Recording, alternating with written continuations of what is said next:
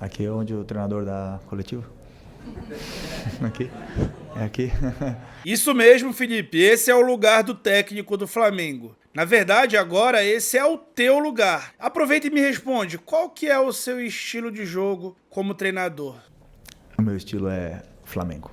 Só vocês verem como a torcida quer que eu jogue o Flamengo, é como eu quero que o meu time jogue. Gostei, Felipe. Agora é minha vez de analisar os teus jogos e dizer pra galera se é esse mesmo o teu estilo e dar um pouco mais de detalhe dentro do que você já falou que gosta de fazer. O Felipe começou a carreira dele agora como técnico e você também pode ter a sua carreira no futebol. E eu vou te dar uma baita oportunidade aqui nesse vídeo, na maior promoção da história desse canal. Você pode começar a estudar análise de desempenho por R$ 97,00, pagamento único, ou até dividido por 6 vezes R$ 18,00. Tem lá uma taxinha pelo período parcelado. Aproveite essa promoção para começar a estudar tática pelo Laboratório do Futebol. O Laboratório do Futebol é a instituição brasileira que tem maior e mais vasto repertório de cursos de análise de desempenho. Eu posso atestar para vocês a qualidade dos cursos dele. Você começa a estudar futebol, você vai ter um curso de futebol,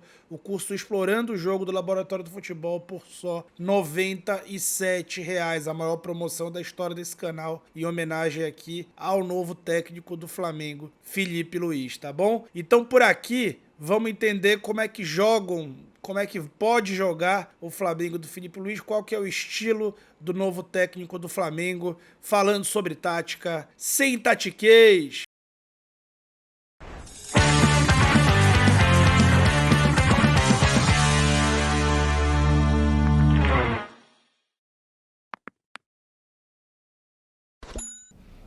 O cara que mais me marcou depois, assim, foi o Jorge Jesus. Se a maior inspiração é o JJ, então ele deve estar falando da pressão alta na saída de bola do adversário. Realmente, não está mentindo, os times dele, tanto no Sub-17 quanto no Sub-20, foram times que fizeram muita pressão na saída de bola dos times adversários, mesmo jogando partidas fora de casa. A ideia sempre é ou retomar a bola quando na pressão pós-perda, ou orientar e direcionar os passes para acontecerem para uma zona onde existe interceptação possível e a partir daí construir jogada de gol. Como nesse gol aí, que foi logo depois de um outro gol que já tinha acontecido. O Grêmio foi bater a saída de bola e o Flamengo já subiu, o time do Felipe Luiz conseguiu fazer a interceptação, colocou a bola e já foi gol logo na saída de jogo, né? Um time que intercepta muita bola nessa saída de bola por conta de encaixes individuais por setor, que ele faz especialmente no meio de campo. Aqui você pode ver mais objetivamente, né? Especialmente esses homens que sustentam a saída de bola, os que ficam de costa pelo meio de campo, eles recebem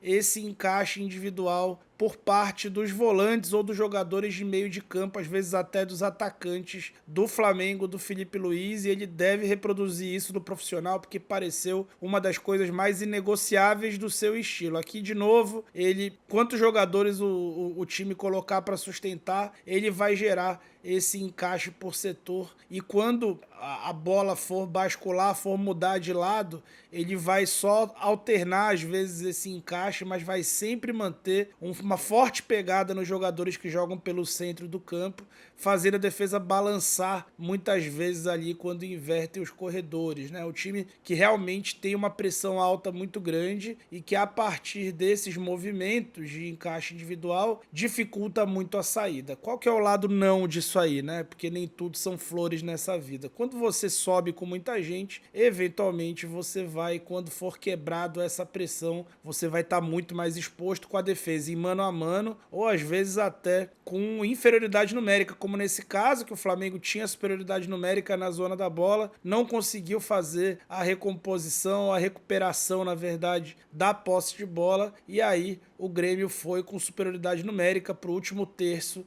e fez um gol nesse jogo que o Flamengo venceu de virada. Bom, falando de Jorge Jesus e de time que gostava de jogar com a bola e agora do Felipe Luiz, que foi um jogador muito técnico, que participou da melhor saída de bola que o Flamengo teve, que foi na época do Rogério Ceni, né? Com ele, Felipe, William Arão e Rodrigo Caio. O Felipe Luiz não abre mão de sair por baixo. Claro que ele não é tão dogmático quanto o Fernando Diniz ou algo do tipo, mas mesmo quando pressionado, o time dele faz muita questão. Aqui, o Flamengo tenta sair jogando com 1 minuto de jogo e o Fortaleza quase faz um gol rebatendo uma saída de bola. A bola sai e ele volta a tentar, igual, a mesma saída, com 4 homens na primeira zona, ali no primeiro momento de construção. Os 4 homens ali tentando sair, o Fortaleza joga, é incrível, eu vi esse jogo inteiro. O Fortaleza da base joga igual profissional. Eles fazem uma zona de guerra, jogam futebol argentino. É impressionante até, legal. E é o time que eliminou o Flamengo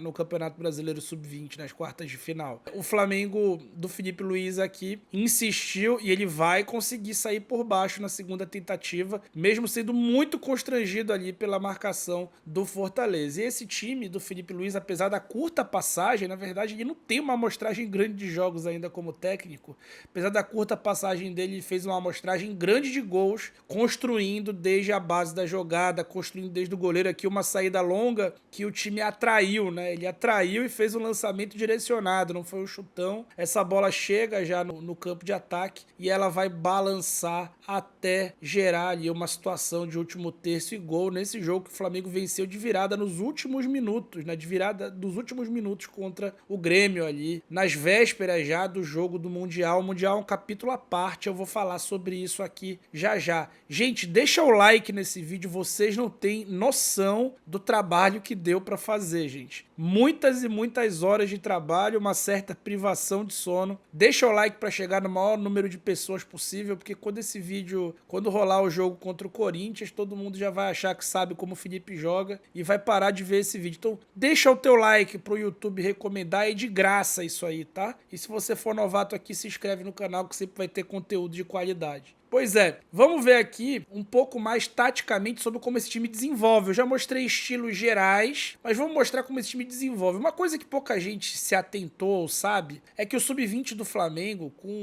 antes do Felipe Luiz e junto com o Felipe Luiz, ele fica ali com alguns jogadores muito intermitentes, especialmente as estrelas do time. Então o Lohan, o Schola, o Matheus Gonçalves, eles jogaram pouquíssimos jogos com o Felipe Luiz. Por quê? Porque eles tinham que subir já pro profissional, especialmente depois das lesões. O Lohan até desceu e o Felipe não se deu tão bem assim com ele, tá? Então, não era... Esses caras, apesar do Schola e do Matheus Gonçalves terem jogado o jogo do Mundial, eles não faziam parte do trabalho. E o time que o Felipe montou durante o trabalho era um time que tinha uma dinâmica, num primeiro momento de construção, com uma saída com 4 homens, 2 laterais mais fechados, 2 zagueiros e um tripé de meio de campo, e que colocava uma dupla de ataque num modelo semelhante ao que o Bahia do Rogério Ceni faz atualmente, que é uma dupla de ataque com uma dinâmica de falso 9, tá? Não como eu, né? Mas o falso 9 de verdade, né? Não o comentarista. Então, o Adriel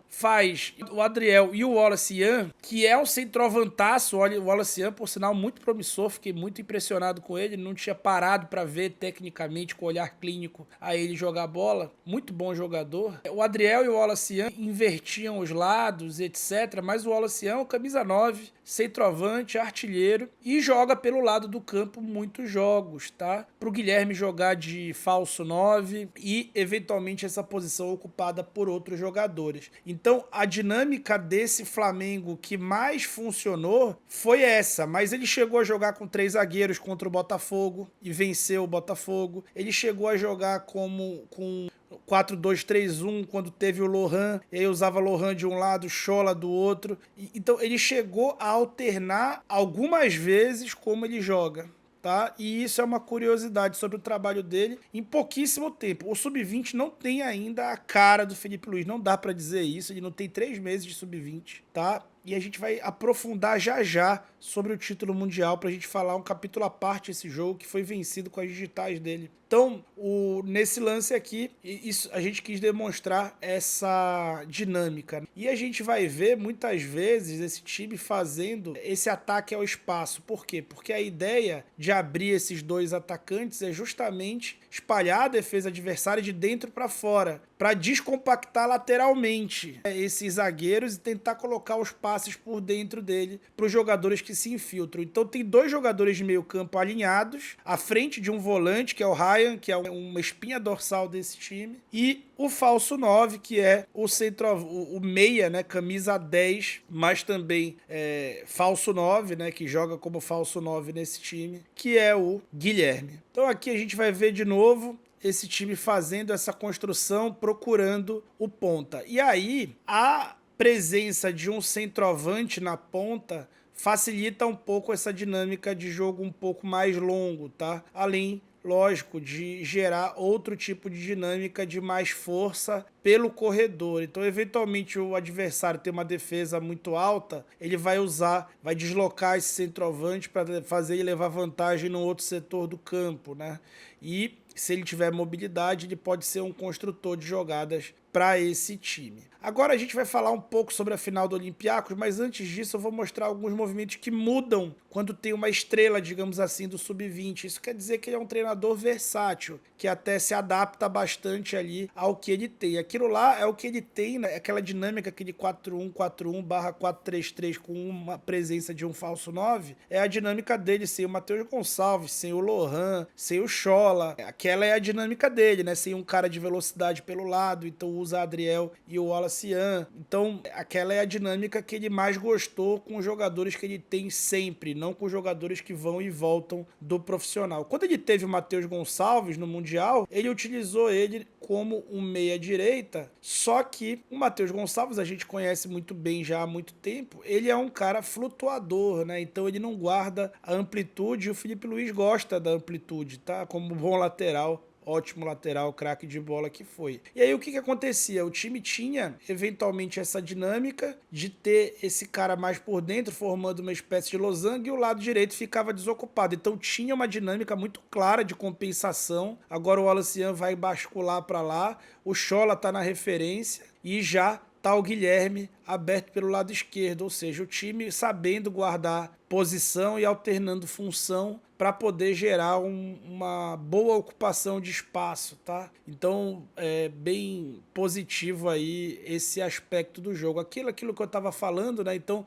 o Flamengo vai recuperar a posse de bola e a presença do Wallacian no corredor traz uma possibilidade de sair longo, né, com a bola aérea, ele escora e o time já vai gerar um ataque rápido, né, que vai acabar não sendo tão bem finalizado, mas vai gerar um ataque rápido. Um outro fator importante, agora já entra para uma zona mais de finalização, a gente já falou como o time sai jogando, a gente já falou como ele marca, agora vamos para uma zona de finalização, como é que esse time finaliza a jogada? Bom, o Felipe, ele faz muita questão que o time ocupe muito a área, que ele ataque os intervalos, ou seja, nesse jogo contra o Olympiacos será mais desafiador ainda, porque eles marcavam um 5-4-1, e é muito difícil defender, atacar uma equipe que defende no 5-4-1. E ali, o que ele fez? Né? Ele colocava o time para fazer a ocupação desses intervalos. Então, por exemplo, o Guilherme, que nesse jogo não estava jogando de centroavante, porque tinha o Matheus Gonçalves e aí o Wallacian jogou de centroavante mesmo, o Guilherme estava jogando na linha de médios, mas ele atacava a área como um segundo atacante, saindo ali da zona de meio de campo. E aí ele até abre um pouco mão de ocupar a frente da área, né, para pegar uma segunda bola, porque ele prefere ocupar a área para vencer o primeiro duelo, tá? É uma coisa interessante, sempre com muita gente pisando na área. Isso é uma coisa bem característica de todos os jogos ali que eu vi dos times do Filipe Luís. E é um treinador realmente muito ofensivo, tá? Apesar de ter sido treinado pelo Diego Simeone, é um cara muito ofensivo. Apesar do time ocupar muito a área, aqui as setas ficaram um pouco ruins, né? Uma pena, ficaram ruins as setas. Apesar disso, ele é um cara que arrisca muito até o final. O Flamengo foi eliminado do Brasileiro Sub-20 dias depois do título mundial, quando ele decidiu mudar o time contra o Fortaleza. O Fortaleza vinha dominando o Flamengo, ele tem ótima leitura de jogo, aparentemente, tá? E aí ele muda um pouco a dinâmica, muda os laterais, coloca o Tereza também no jogo, né, que fez o gol do título mundial, para tentar jogar, empurrar o Fortaleza, passa a fazer uma saída de 3 e empurra o Fortaleza pro seu campo. Só que aí coloca os seus zagueiros para trocar passe no campo de ataque e o time acaba perdendo a bola, né? Perdendo a bola no último lance do jogo. O jogo ia para pênalti, foi na Gávea e aí perdeu a bola e o Fortaleza executou no último lance do jogo, eliminou o Flamengo, campeão mundial, carimbou a faixa do Flamengo, que não classificou, né? O Sub-20 do Flamengo, apesar de ser campeão mundial, não é um timaço, tá? Não é um timaço ainda, o que é também natural, tá? A grande verdade, e admitido pelo próprio Felipe na coletiva dele pós-jogo contra o Olympiacos, a grande verdade é que o Olympiacos é um time melhor. E fez um jogo, acho que até melhor do que o do Flamengo no Maracanã, mas o Flamengo venceu e isso é um ponto positivo desse técnico que tem estrela, porque assim, Felipe Luiz tem 9 meses como técnico, menos de 3 meses no Sub-20, já tem 2 títulos. Ele tem uma Copa Carioca pelo Sub-17 e ele tem um Campeonato Mundial pelo Sub-20. Então, assim, não dá pra desprezar, tá? E fez alguns ótimos jogos no Campeonato Brasileiro, mas ainda não é uma equipe da forma como ele deseja que seja. Sobre esse jogo, tá? O que aconteceu, tá? O Olympiacos estava vencendo o jogo e aí o técnico do Olympiacos, que é um ótimo estrategista, decidiu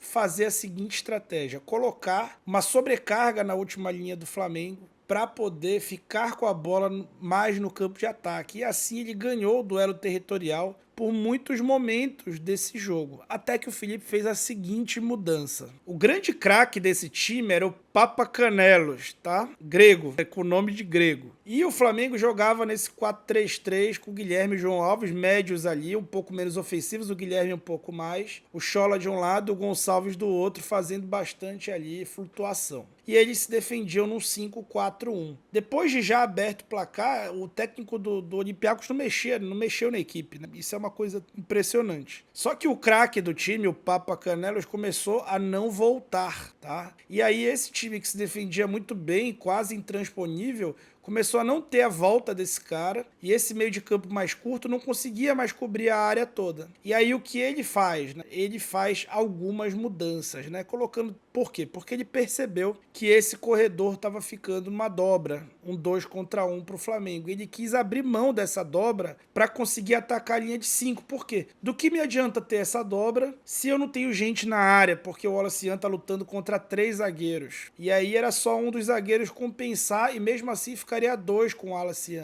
O que ele fez? Abriu mão dessa dobra e fez as seguintes substituições. Tirou os 2 médios, colocou o Caio Garcia, que fez um dos gols, o Felipe Tereza, que fez outro dos gols, e deslocou o Matheus Gonçalves para jogar por dentro. Assim, ele ficou com uma dupla de ataque, atacando os intervalos, aquilo que eu falei para vocês, que é uma coisa que ele faz questão, e manteve o mano a mano pelo corredor com o da Mata, que entrou. O Adriel também entrou no lugar do Schola, renovando ali os caras, o gás dos caras que estavam mais avançados. E aí, com esse mano a mano do lado direito, com eventuais dobras geradas pelo Matheus Gonçalves e também aproveitando que a defesa adversária tinha que balançar mais para evitar essa situação de mano a mano, o Flamengo começou a encontrar espaço para gerar gol no Olympiacos já no fim do jogo, né? O Felipe mudou o jogo com essa troca tática, com muita leitura de jogo. E claro que começou a correr mais risco por conta dessas mudanças, né? Aqui o Matheus Gonçalves jogando como esse médio faz a recuperação da bola junto com o Caio, e aí